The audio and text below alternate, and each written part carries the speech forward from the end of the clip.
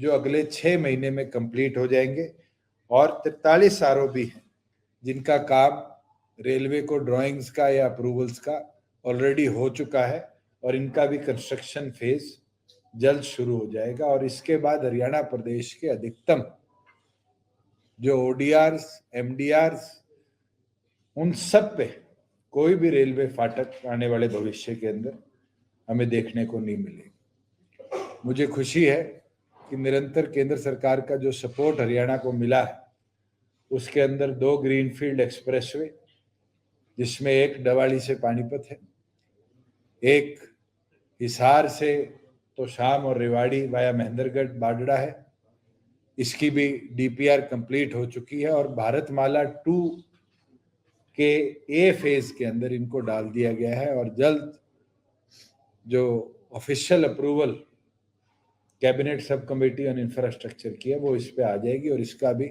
Acquisition का process हम शुरू करने का काम करेंगे। लगभग 350 ऐसे ब्लैक स्पॉट्स थे प्रदेश के अंदर जिसको हमने पिछले 3 वर्षों में पिन पॉइंट किया था, जहां निरंतर रोड एक्सीडेंट्स और कैजुअलिटीज होती है।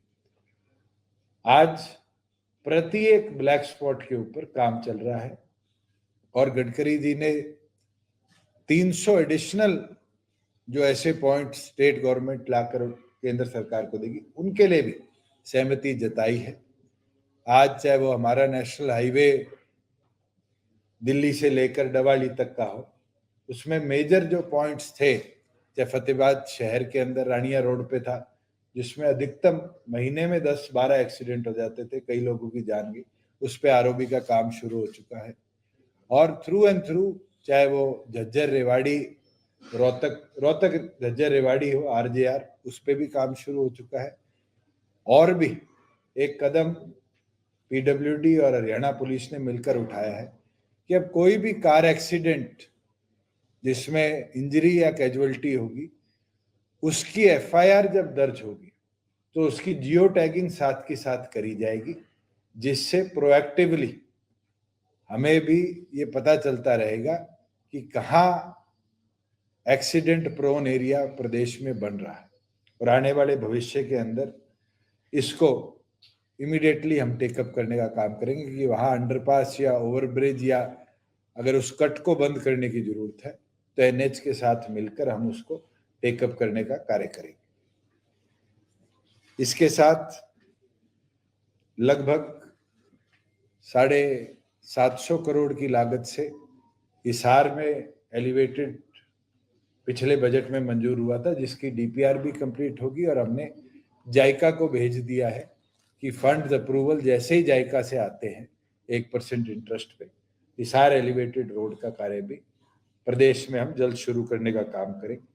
वहीं रेलवे की हमारी 3 नई मांगे थी, जिसके अंदर जो इंटरम बजट में, क्योंकि रेल का बजट नहीं आया, हमें लगभग स्वीकृति मंजूर हो चुकी है, जिसमें एक तो बहादुरगढ़ एलिवेटेड रेलवे लाइन है, जैसे रोहतक में एलिवेटेड करी थी, बहादुरगढ़ में भी 13.9 किलोमीटर की एलिवेटेड लाइन बनेगी जो दिल्ली बॉर्डर से लेकर आसोदा जंक्शन जो कि ऑर्बिटल रेल कॉरिडोर का है और दिल्ली रोहतक लाइन का है, इसके ऊपर बनाया जाएगा, जिसमें जो मेन जंक्शन हमारे माल के लोडिंग अनलोडिंग का है उसको भी आने वाले भविष्य में आसोदा शिफ्ट किया जाएगा। पैसेंजर टर्मिनल को बहादुरगढ़ में छोड़ा जाएगा, जिससे डीकंजेशन भी होगी और बहादुरगढ़ शहर में जो एक ओवरब्रिज है, 3 अंडरपासेस हैं और 4 रेलवे फाटक है, उससे पूरी तौर पर निजात मिलेगी। इसकी मंजूरी भी हमें केंद्र सरकार ने सहमति के साथ देने का काम किया है।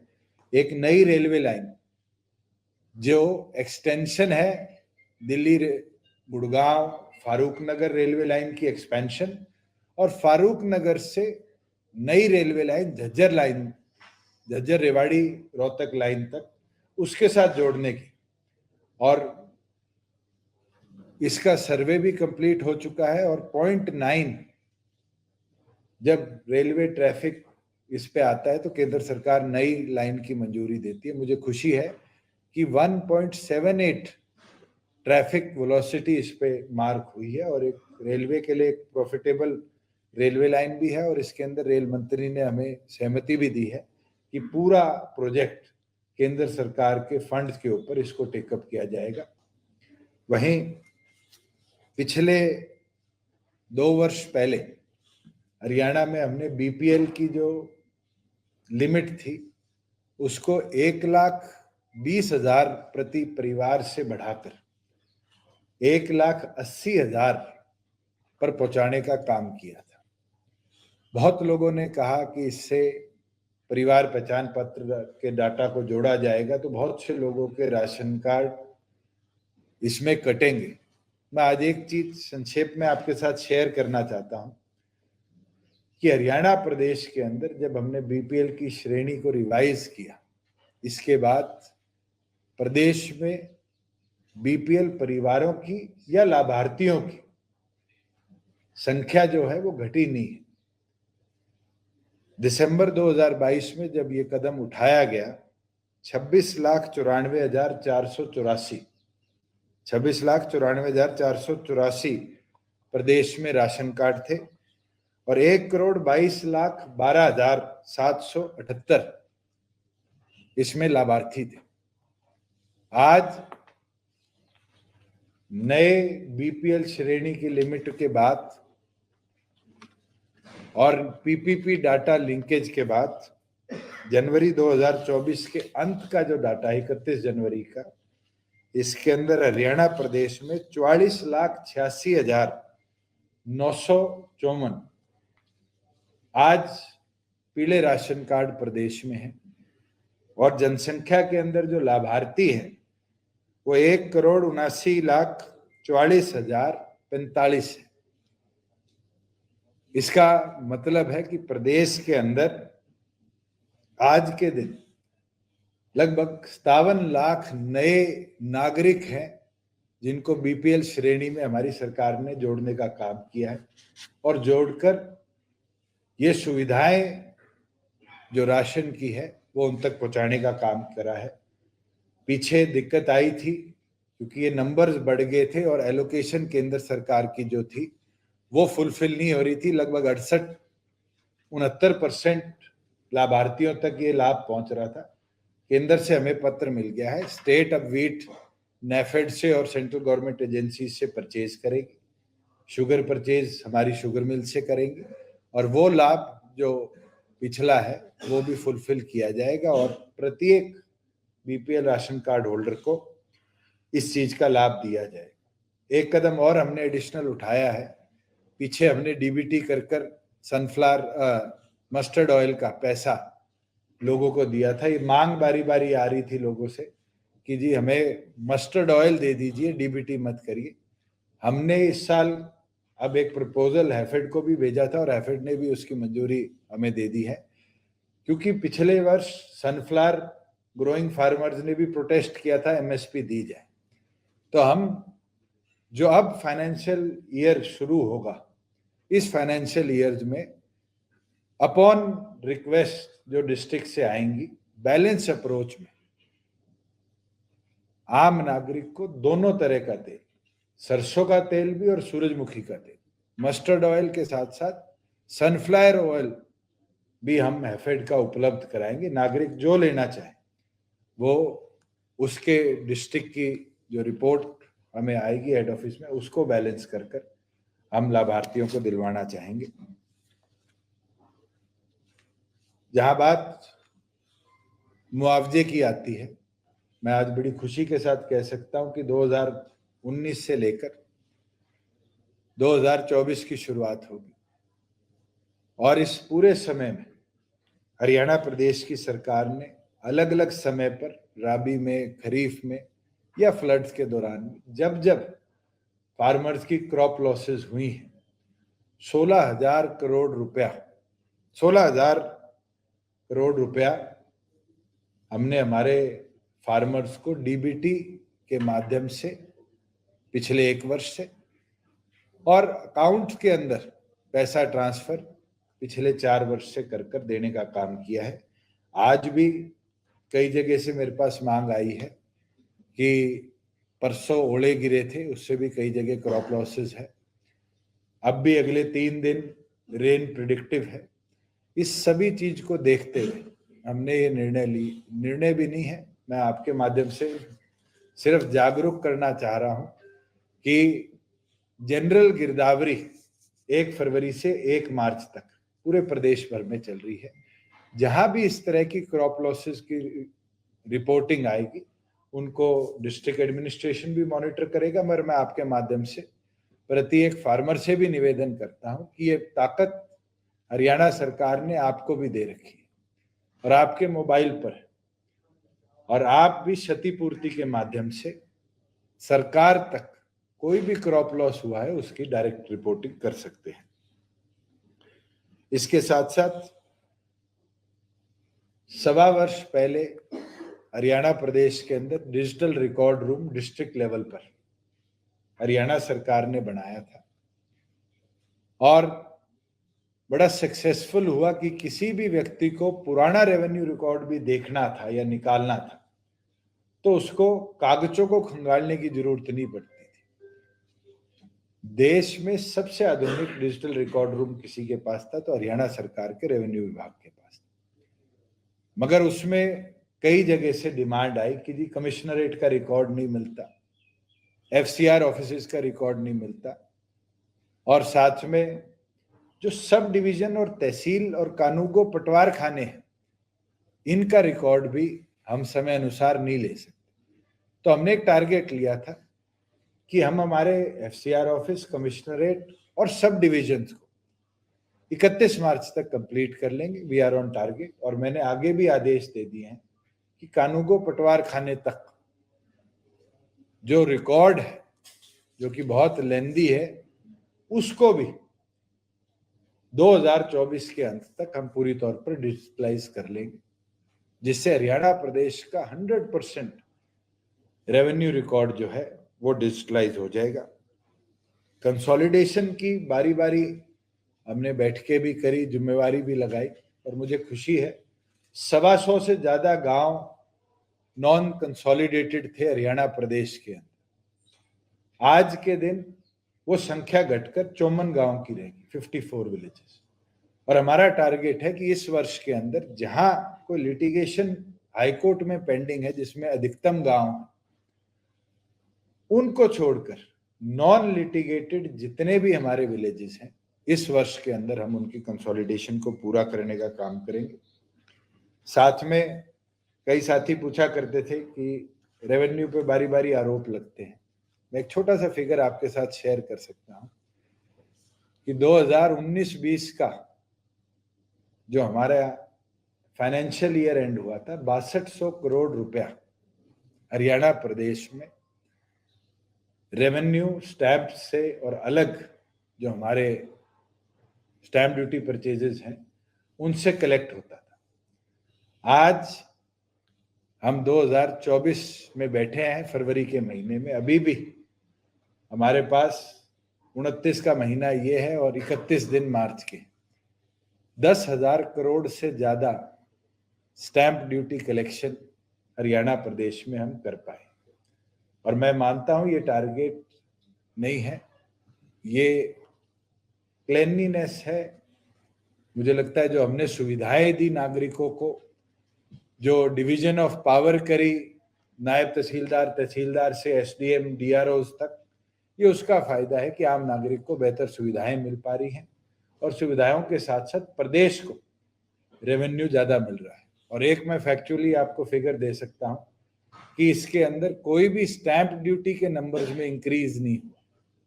हरियाणा प्रदेश में पहले भी 5% महिलाओं के लिए और 7% औरों के लिए स्टैंप ड्यूटी थी, आज भी वही है, मगर उसके बावजूद भी हम 4,000 करोड़ से ज्यादा रेवेन्यू इस वित्त वर्ष में, और कंपैरिजन करें तो पिछले साल 10,200 करोड़ था, उससे पिछले साल 9300 करोड़ था। ओवर ईयर्स हम इंक्रीज करा पाए हैं।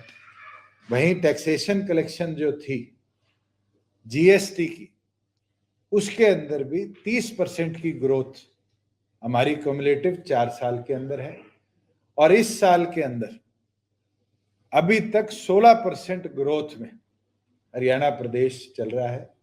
हम 32,456 करोड़ रुपया इस वित्त वर्ष में अब तक कलेक्ट कर पाए हैं। और मेरा मानना है कि जो टारगेट हमारी सरकार ने लिया था कि हम इसको 36,000 करोड़ लेके जाए, उसको भी पूरे प्रदेश में हम अचीव कर पाएंगे। वहीं जो हमारा एक्साइज कलेक्शन था 2019-20 का 6361 करोड़ था। पिछले वर्ष के कंक्लूजन में ये 9687 करोड़ था, जो कि जुलाई में जाकर कंक्लूड हुआ था एक्साइज ये। और मैं खुशी के साथ कह सकता हूं कि 28/1/24 तक इस वर्ष में हमारी जो एक्साइज कलेक्शन है वो 9232 करोड़ है। और इस वित्त वर्ष के अंदर हम अपना जो टारगेट 10,500 का था उसको भी क्रॉस कर 11,500 करोड़ से ज्यादा एक्साइज कलेक्शन प्रदेश भर में कर पाएंगे।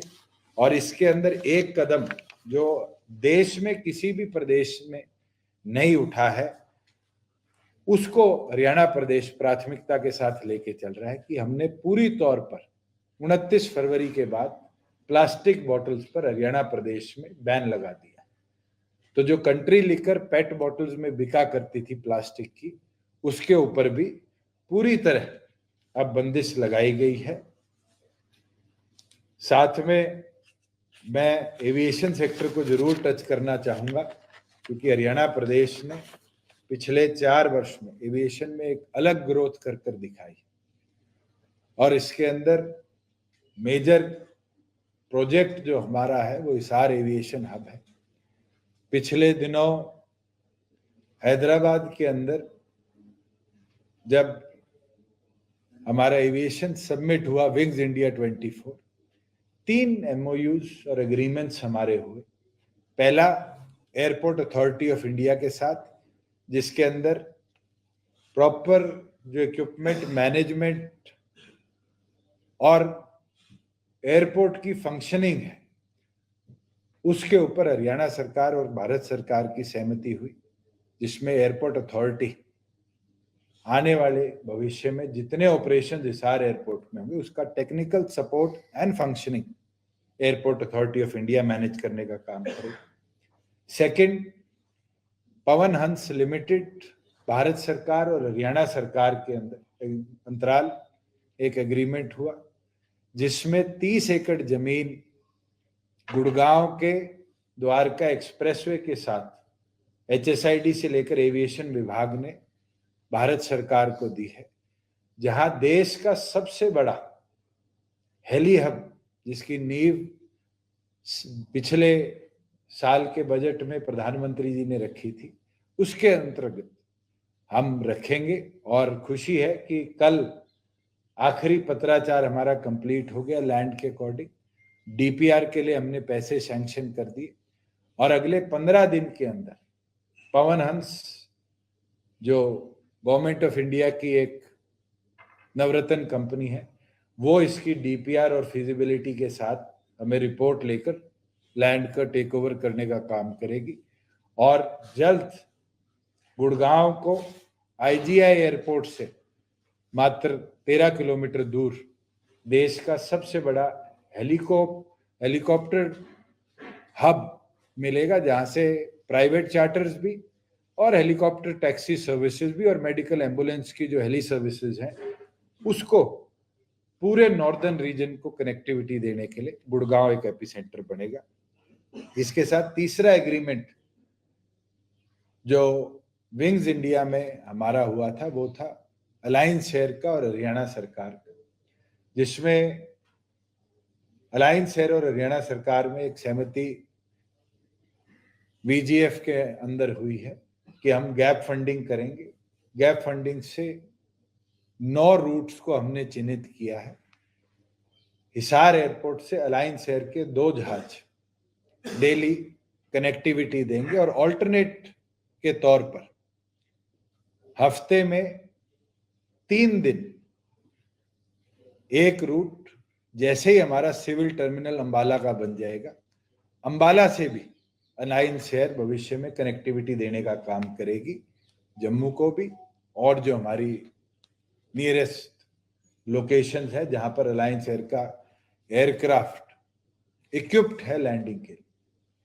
इसके साथ साथ वहां पर जो 3 हमारी बड़ी एयरलाइंस हैं, इंडिगो, अकाशा और स्पाइस जेट, उनके रिप्रेजेंटेटिव ने भी अपनी इच्छा जताई है कि वो, जैसे चंडीगढ़ में लैंड पार्किंग रात को होती है जहाजों की, आने वाले भविष्य में दिल्ली की कंजेशन को देखते हुए हिसार को भी एक ऑल्टरनेट रूट के तौर पर बड़ी एयरलाइंस भी टेकअप करने का काम करेगी।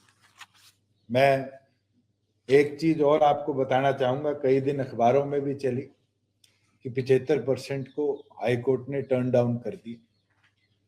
हमारी सरकार गंभीर भी है, हम पूरी तौर पर हमारे उस लक्ष्य को अचीव करने पे जुटे हुए हैं, जहाँ हरियाणा के बच्चों को हरियाणा के रोजगारों में 75% रिजर्वेशन मिले, उनकी हिस्सेदारी बढ़े, और उसके उपरांत हमने एसएलपी भी मूव करी थी।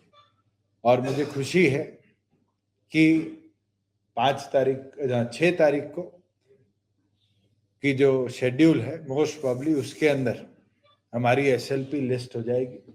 सॉलिसिटर जनरल जो हमारे हैं तुषार मेहता जी, उनको हमने एंगेज किया है कि वो हरियाणा सरकार की तरफ से अपना पक्ष रखेंगे, और ये जो ऑर्डर आया है इसको स्टेट असाइड कर कॉन्स्टिट्यूशनल पॉइंट्स को देखते हुए हरियाणा प्रदेश के अंदर कैसे ये अधिकार युवाओं को मिले, उसके उपरांत हमारी पक्ष की आवाज रखते हुए हमारे पक्ष के अंदर हमें पूरी उम्मीद है कि ये जो 75% एक्ट है इसको सहमति से माननीय सुप्रीम कोर्ट देने का काम करेगा। लास्टली, मुझे खुशी है कि 4 साल के अंदर डिस्पाइट कोविड प्रदेश के अंदर इंडस्ट्रियलाइजेशन बढ़ी है। जो आंकड़े दिसंबर 31 तक के हमारे पास है, लगभग 39,700 करोड़ का बड़ी लघु माध्यमिक उद्योगों का निवेश हरियाणा प्रदेश में हुआ है। और हमने कोई बहुत बड़े लेवल पर समिट्स भी नहीं करे, प्रदेश के एक्सचेकर के पैसे को बर्बाद नहीं किया, मगर एक डेस्टिनेशन पॉलिसीज के माध्यम से हरियाणा को बनाने का काम किया है, और उसका असर दिखने को मिला। हीप 2020 के अंदर भी हमारी सरकार ने अब तक अलग अलग उद्योगों को लगभग 36,000 करोड़ का बेनिफिट दिलवाने का काम किया है। और उसके साथ जो हमारी 9 एडिशनल पॉलिसीज प्रदेश में आई, चाहे वो एरो डिफेंस हो, इलेक्ट्रिक व्हीकल हो, स्टार्टअप हो, इन तमाम पॉलिसीज से हरियाणा के आम नागरिक को उद्योग से रोजगार मिला, उसमें बहुत लाभ मिला है, जिसमें सबसे बड़ा 15,000 करोड़ का एक ही निवेश मारुति सुजुकी इंडिया लिमिटेड ने खरखोदा में दुनिया का सबसे बड़ा कार मैन्युफैक्चरिंग प्लांट, जिसमें 10,000 गाड़ियां प्रतिवर्ष 10 लाख गाड़ियां प्रतिवर्ष मैन्युफैक्चर होंगी, इसका काम शुरू कर दिया। और फेज 1 जो है वो जनवरी 2025 के अंदर शुरू हो जाएगा, फेज 2 जून 2026 में, और फेज 3 उस प्लांट का 2027 के अंदर मारुति सुजुकी इंडिया लिमिटेड ने टारगेट कर रखा है कि वो स्टार्ट करेगी। मैं दोबारा आपको बोलना चाहूंगा कि हमारा उद्देश्य यही रहा है कि प्रदेश को हम कैसे बेहतर और तरक्की के पथ पर लाएं, और हमारी सरकार ने पिछले 4.25 वर्षों में पूरी दृढ़ता के साथ हरियाणा प्रदेश की प्रगति के उपरांत काम किया। कोई आपके सवाल? ये बजट आने वाला है केंद्र सरकार का, तो हरियाणा के लिए कुछ उम्मीद करते हैं? केंद्र सरकार का एक सप्लीमेंट्री बजट आया है। मेन बजट तो 2024 की जुलाई में आएगा, जब नई सरकार का निर्माण होगा। मगर मुझे बड़ी खुशी है कि 3-4 सेक्टर जिसमें हरियाणा सरकार निरंतर काम कर रही है, उस पे केंद्र सरकार ने इस इंटरिम बजट में कदम उठाए हैं। पहला तो सेल्फ हेल्प ग्रुप्स का, जिसमें लखपति दीदी बनाई गई हैं। हरियाणा प्रदेश में 4 वर्षों में सेल्फ हेल्प ग्रुप्स की संख्या 16,000 से बढ़कर 48,000 सेल्फ हेल्प ग्रुप्स बने और केंद्र सरकार ने भी इसकी जो संख्या है उसमें 1 लाख नए सेल्फ हेल्प ग्रुप्स का इजाफा किया है। मैं मानता हूं कि उस टारगेट में हरियाणा प्राथमिक रहेगा। ग्रीन एनर्जी के ऊपर जो कार्य केंद्र सरकार ने निर्धारित करे हैं, जिसमें बजट की भी बहुत ज्यादा इन्हांसमेंट हुई, हरियाणा के अंदर पिछले 2 वर्षों में 9 एथेनॉल प्लांट्स नए लगे हैं, 7 कंप्रेस्ड बायोगैसेस प्लांट लगे हैं और मैं मानता हूं ये संख्या दिन प्रतिदिन बढ़ती जा रही है। ग्रीन एनर्जी के ऊपर 1,000 रुपए प्रति एकड़ पराली ना जलाने का जो बेनिफिट हमारी सरकार ने देने का काम किया, उसके बाद बहुत से ऐसे फार्मर्स ने पराली ना जलाते हुए ग्रीन एनर्जी की ओर अपने पराली को बेचने का काम किया है। और तीसरा, जिसका मैं अंत में अभी विवरण आपको दे के गया था, कि एमएसएमई सेक्टर्स में सबसे बड़ा सेक्टर जो है वो स्टार्टअप्स का है। स्टार्टअप बेनिफिट्स जो थे उसके अंदर जो 1 साल की तिथि के अंदर इजाफा करा है, मुझे लगता है कि यूनिकॉर्न्स इसलिए ही हरियाणा प्रदेश में 10 में से 5 आए, क्योंकि स्टार्टअप पॉलिसीज भी हमारी बेहतर थी और केंद्र सरकार की पॉलिसी का भी बेनिफिट स्टार्टअप्स उठा पाए। मैं तो केंद्र सरकार का आभार प्रकट करता हूं कि हमारे कदमों को कहीं ना कहीं और आगे ले जाने के लिए जो उनका नए इंटरिम बजट के कदम है वो और ज्यादा सहयोग करने का काम है। स्टेट गवर्नमेंट का बजट भी आ रहा है, तो क्या फोकस रहेगा? इलेक्शन ईयर भी है, 20 तारीख से हमारा बजट सेशन चल रहा है और जैसे पिछले 4 वर्षों में हमने इनोवेटिव स्टेप्स उठाए और इनोवेटिव स्टेप्स के माध्यम से प्रदेश के अंदर नया इन्वेस्टमेंट भी आया, प्रदेश के अंदर ease of living, ease of doing business पे प्राथमिकता दी गई और प्रदेश के प्रत्येक आम नागरिक का जो जीडीपी कलेक्शन है उसमें भी देश में प्राथमिक 2 प्रदेशों में हरियाणा को गिना जाता है। मैं ये मानता हूं कि अगले बजट के अंदर भी इसके ऊपर और बेहतर कदम हम उठाएंगे, चाहे वो हमारे इंफ्रास्ट्रक्चर प्रोजेक्ट्स को थ्रस्ट देने की बात आए, चाहे वो इंडिविजुअल नागरिक तक सुविधाओं को बेहतर और जल्दी कैसे पहुंचाया जाए। आपने स्वयं देखा होगा कि फार्मर के खाते में जब से हमने पैसे भेजने शुरू करे उसका लाभ हमारे फार्मर के साथ साथ केंद्र सरकार को भी मिला कि एफसीआई और food ministry government of India ने पूरे देश में उस चीज को रेप्लिकेट करा। हमने डिजिटल लाइब्रेरीज के ऊपर कदम उठाए। केंद्र सरकार के पिछले बजट के अंदर प्रत्येक गांव में डिजिटल लाइब्रेरी इस्टेब्लिश करने के लिए निर्णय लिया गया। आज प्रदेश के अंदर 11 एक्सप्रेसवेज, 35 नेशनल हाईवेज ऑलरेडी हैं और इसकी संख्या भी बढ़ रही है केंद्र के सहयोग से। मैं मानता हूं कि जो एमडीआर्स और ओडीआर्स है, इस बजट के अंदर हम ये टारगेट लेंगे कि उनको भी हमें स्ट्रेंथन और अगर वाइडन करना पड़े तो बजट की अनुमति के माध्यम से हम उनको टेक अप करेंगे। लोकसभा इलेक्शन आने वाले हैं, 4.25 साल से जेजेपी जो है, जेजेपी और बीजेपी का कोalition हरियाणा में है। Keeping in view upcoming Lok Sabha pole, what is the wish list of the JJP? देखिए, हम आज भी एनडीए का हिस्सा है और विश कोई मेरे चाहे भी पूरी नहीं होगी और किसी के चाहे भी पूरी नहीं होगी, ये तो राजनीति है। इसके अंदर बैठ के वार्तालाप करके निर्णय लिए जाते हैं। But yes, we are a strong partner of NDA. We were committed कि हम प्रदेश को स्थिर सरकार दे और 4.25 साल से प्रदेश के अंदर स्थिर सरकार हम लेकर चल रहे हैं और आगे भी एनडीए के अंदर दोनों पार्टीज की लीडरशिप बैठ के चर्चा कर ही लोकसभा के और आगे फ्यूचर विधानसभा के ऊपर निर्णय लेंगे। तो आपकी कोशिश क्या रहेगी? जैसे बीजेपी कह रही है कि 10 की 10 सीटें, देखिए, वो भी अपनी तैयारी कर रहे हैं, हम भी अपनी तैयारी कर रहे हैं।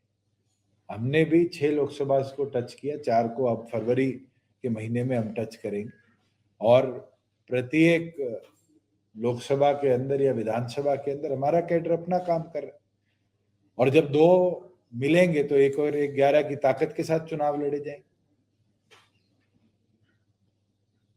1 महीना से पटवारी कानून वो हड़ताल पे है। कहानी बात बन पा रही, लोग परेशान हो चुके, इसका क्या? उनके साथ एफसीआर लेवल पे भी 2 दौर की चर्चा होगी है। पहली चीज, जो उनके पे ग्रेड को 35,000 के लगभग ले जाने की बात थी, सरकार ने उस पर सहमति दे दी है। फाइनेंस के पास अप्रूवल के लिए फाइल भेज दी थी, और मुझे लगता है जल्द वो अप्रूवल भी हो जाएगा, और उसके अनुसार उनके जो पे ग्रेड के अंदर इंक्रीज था उसको सरकार करने का काम। डिजिटलाइजेशन यूटिलाइजेशन की बात है या जो और कदम उठाने की बात है, मुझे लगता है एडमिनिस्ट्रेटिव लेवल पर ही ये छोटे छोटे जो हैसल्स है इनको हम रिजॉल्व कराने में कामयाब जी, जो बलराज कुंडू का क्या मामला, जो कल दिग्विजय जी ने उधर कहा कि पहले ही उन्होंने हमसे खूब काम करवाए हैं, लेकिन अभी किन्हीं कारणों से मना कर दिया। तो बलराज कुंडू ने कहा कि अगर मेरे यहाँ काम हुए तो लोग ऐसा क्यों कह रहे हैं? आप जाइए मैम के अंदर, ये तो मैं ऑन रिकॉर्ड आपको बोल देता हूँ। अभी तो मेरे पास कागज नहीं है, मेरे आंकड़े थोड़े बहुत मैं याद रखने की आदत रखता हूँ। आज महम कॉन्स्टिट्यूएंसी के अंदर भी 100 करोड़ से ऊपर के सड़कों के निर्माण हो। प्रधानमंत्री ग्रामीण सड़क योजना के अंदर भी उनकी मेजर सड़कों को हमने दुरुस्त करवाया। अगर भेदभाव होता तो शायद वो काम ना होते। अगर कम्युनिटी सेंटर्स आए, ई लाइब्रेरीज आई, गांव के अंदर नई टेक्नोलॉजी के साथ डेवलपमेंट के कार्य हमने करवाए, तो प्रदेश के किसी विधायक को भी मुझे नहीं लगता आज ये कहने की जरूरत है कि मेरे काम नहीं। आज रिकॉर्ड उठाकर देखो, उनकी कॉन्स्टिट्यूएंसी के अंदर समण हो, मोखरा हो, ये तो मैं ही गांव जानता हूं जिनके अंदर वाटर लॉगिंग की समस्या आज की नहीं है, दशकों पुरानी है। 70 करोड़ की लागत से फ्लड एंड ड्रॉट के अंदर एक मैम कॉन्स्टिट्यूएंसी में हमने परमानेंट इंफ्रास्ट्रक्चर क्रिएट किया है, जिसमें पाइपलाइन पंप सेट्स लगाई गई है जो ड्रेन्स तक पानी को ले जा रही है। और केवल मात्र एक कॉन्स्टिट्यूएंसी नहीं, ये तो आप सब इस चीज को जानते हैं कि हरियाणा प्रदेश में कांग्रेस के शासन में 125 करोड़ रुपया भी फ्लड एंड ड्रॉट में यूटिलाइज नहीं हो सकता। पिछले वर्ष हमने बढ़ाकर 1100 करोड़ किया।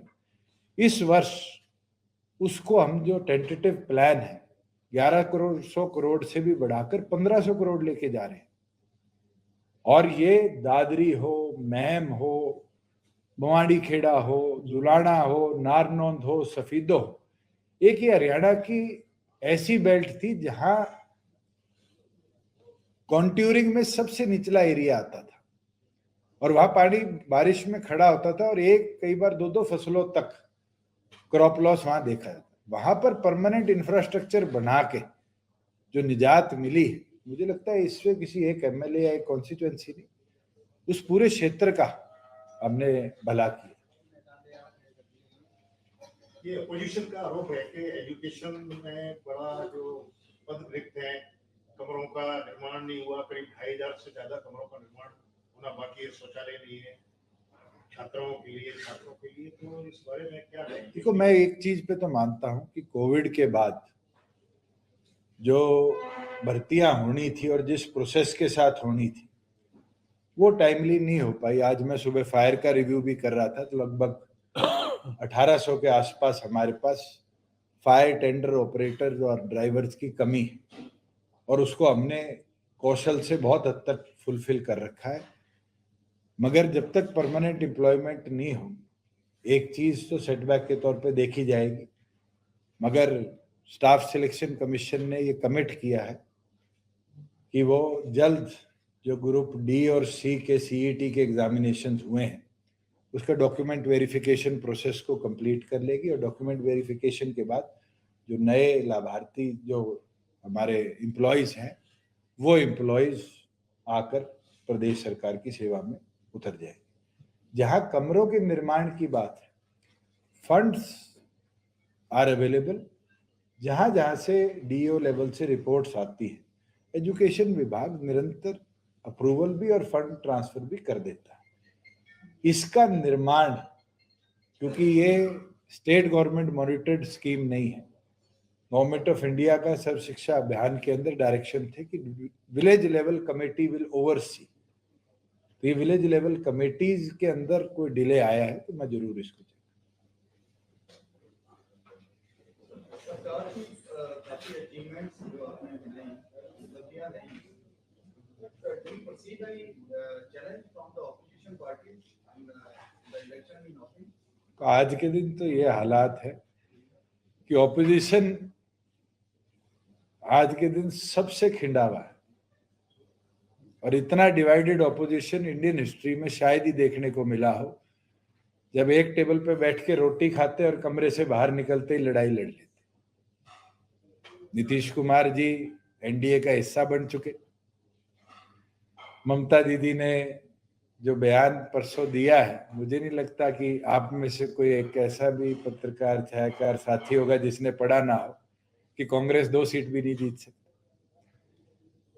आज के दिन ऑपोजिशन जितना डिवाइडेड है, मैं मानता हूं कि our government doesn't foresee any challenge. पहले तो लोकसभा है और स्टेट के अंदर भी आज के दिन मैं मानता हूं जिस तरह से डिवाइडेड कांग्रेस स्टेट में भी है, नेशनल लेवल पर तो डिवाइडेड ऑपोजिशन है, यहाँ तो डिवाइडेड कांग्रेस है। एक फादर सन ग्रुप है, एक एसआरके ग्रुप है, और तो और प्रभारी ग्रुप है। जितने ग्रुप बन चुके हैं, मुझे नहीं लगता है कांग्रेस के खात्मे के लिए इससे ज्यादा किसी चीज की जरूरत। और कैप्टन अजय यादव ने तो खुल के कह दिया, बहुत आदरणीय है, कि मेरे को घुटन महसूस होने लगी। मैं तो कहता हूं अगर कांग्रेस में इतनी घुटन है तो हमारे दरवाजे खुले हैं, आइए, सम्मान भी ज्यादा देंगे और आपको आगे भी रख के चलेंगे। आम आदमी पार्टी को लेकर जो नतीजे आम आदमी पार्टी ने पोस्ट पंजाब इलेक्शंस स्टेट्स में चुनाव लड़कर लाई है, ये एक चीज क्लियरिटी है कि किसी भी और स्टेट ने आम आदमी पार्टी को अपनाने का काम नहीं किया। हमारे यहाँ भी एक ट्रेंड चला था कि पूर्व मंत्री, पूर्व सांसद, पूर्व विधायकों ने एक लाइन लगाकर आम आदमी पार्टी ज्वाइन करी, मगर आज प्रैक्टिकल डाटा जो है वो यही है कि उनमें से कोई आम आदमी में नहीं बचा, और कोई एक आधा बचा हुआ भी है तो वो ऐसा है जो ढूंढ रहा है कि मुझे सम्मानित जगह कहाँ मिलेगी, मैं चला जाऊं। एक आखिरी सवाल है कि लोकसभा में चर्चा होती है, लोकसभा में होती है, तो क्या चर्चा उतारना सीट को लेकर होती है, लगातार कोई बयान सामने आते रहते हैं सीट को लेकर, आप क्या? मैं आपको एक चीज विश्वास के साथ कह सकता हूं, मैं उचाना नहीं छोड़ूंगा, और जिसको उचाना छोड़ना है वो तो पार्टी छोड़ने की तैयारी करे बैठा है। मैं तो बयान सुन रहा था और उस बयान में मेरे लिए कहा गया कुछ ऐसे शब्द जो मुझे लगता है उनकी उम्र के आदमी को दोबारा फिर बोलेंगे नहीं कहने चाहिए। मैं एक चीज कह सकता हूं, I am young and dynamic, I am not tired and retired.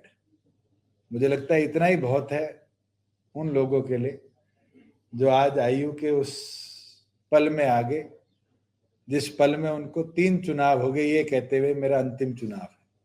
और एक नहीं है, हरियाणा की राजनीति में अनेक लोग हैं जो 2024 के चुनावों में ये कहेंगे कि ये मेरा अंतिम चुनाव है।